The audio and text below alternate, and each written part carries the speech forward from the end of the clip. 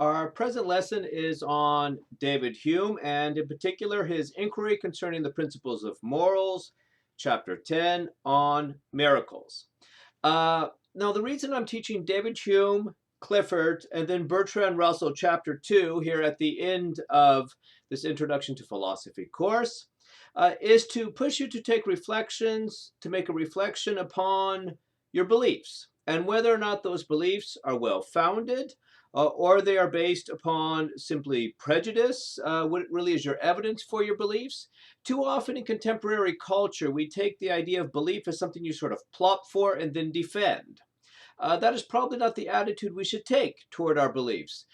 We should probably try to do our best to find the evidence towards our beliefs and to hold the beliefs that are as rational as possible. And if we discover evidence that is contrary to the beliefs that we hold, we would be wise, of course, to abandon the beliefs or to change them in light of the evidence that we have and what is really suggested as being the most rational belief to hold. Now, as your book tells you, David Hume lived from 1711 to 1776, the year of the United States independence. He is Scottish, and his home city is Edinburgh. As is common for philosophers, he liked traveling, and he traveled quite a bit, especially to London and to Paris, but he also traveled further afield. Among great philosophers, no, let me back up. I want you to get a sense of who David Hume is because his writings are often controversial. Among great philosophers, if there were someone you wished to invite for dinner, not for deep and profound conversation, but merely for pleasant company, David Hume would be your choice. David Hume was simply a very easygoing person, and this had an interesting result during his life. Because he was so easygoing and so friendly, he was very well liked by anybody who knew him, and this kind of gave him a sort of popularity. On the other hand, his writings were often very controversial, often challenged the orthodox belief of his day, and this made him rather infamous. So there was kind of an interesting split. You would have theologians or religious people in general often attacking him for his lack of religious belief, and he was frankly an agnostic leaning to atheism. And on the other hand, he would also be defended by the religious people of his home city of Edinburgh because essentially he was their favorite dinner partner. So he was well liked, and he knew how to present controversial ideas in person in such a way that would be very disarming. But sometimes his writings did evoke strong reactions. Now, due to his religious beliefs, David Hume was never allowed to teach at university. He did make an effort, he did apply to jobs, but he never was accepted as a university professor. He instead made his living as a librarian initially, and then he wrote a best-selling history of England, a six-volume set, which made him actually quite wealthy. It is a brilliant history set. I do have it. It's probably somewhere behind me here. I've read the first few volumes of it. I found it a few years ago in a bookstore in Berkeley, and it is really very good. He uses primary sources in a very modern way.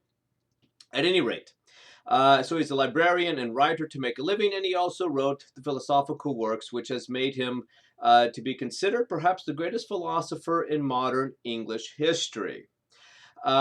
He is an excellent writer. Though his philosophical dialogues do not necessarily compare to Plato's in terms of style, in terms of dramatic style, his English style is quite good. Furthermore, what he did write in dialogue style, his dialogues concerning natural religion, is extremely famous and is a work that is standard reading in any philosophy of religion course. So he was a great historian beyond being a great philosopher, as I've discussed already with his history of England.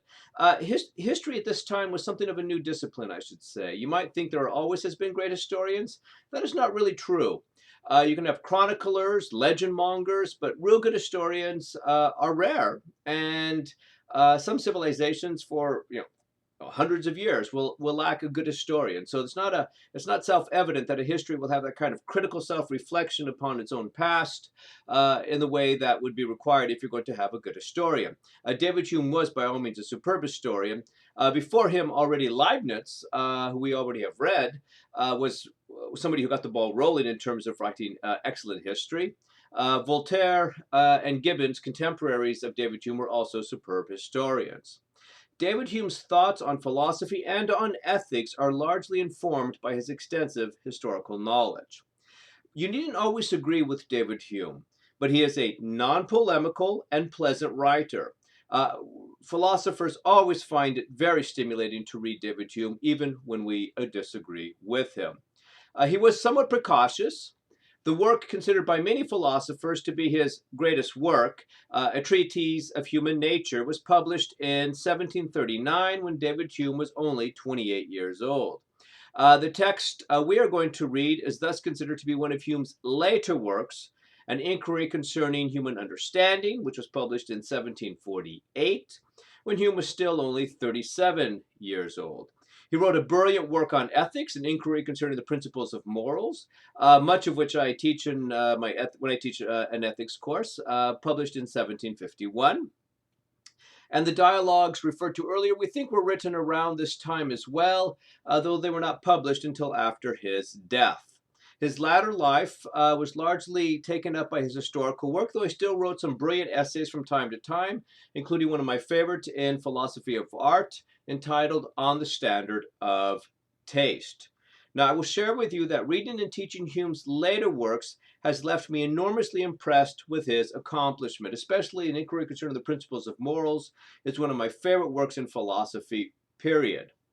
More than in his early work on the treatise, which is in many ways still a brilliant text, his later work shows a knowledge and understanding of history, which gives considerable depth to his treatment of the material. Now, you will need to take your time when reading David Hume. He's writing directly in English, so this is not translated. Ultimately, he's a very clear writer, but his English is not that of the 21st century in the United States.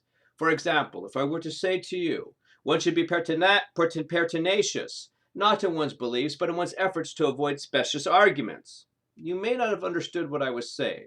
What I was claiming, quite simply, is you should be stubborn, not in your beliefs, but in your efforts to avoid arguments which have the appearance of truth, but in fact are false. That you would surely understand.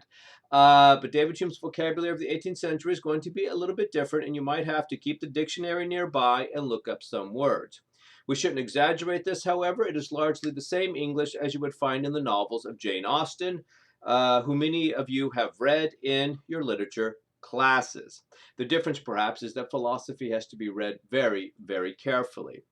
Now, when I lecture on the earlier sections of David Hume and on some of the other issues that he touches upon in his different works, I am sometimes critical of him. I think he gets the induction problem wrong, for example. However, his work, even in those sections where I tend to be critical, is really fantastic, and especially his work in ethics and philosophy of art is fantastic, and enormously important in the history of Western philosophy. I find David Hume to be extremely stimulating to read, and this is true for philosophers in general. This effect of reading Hume is typically true for us.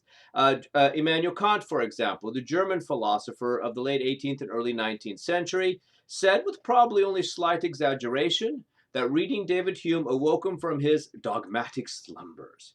Hume makes our questioning sharper and more critical. He makes our thinking deeper. I hope he has this effect on you as well.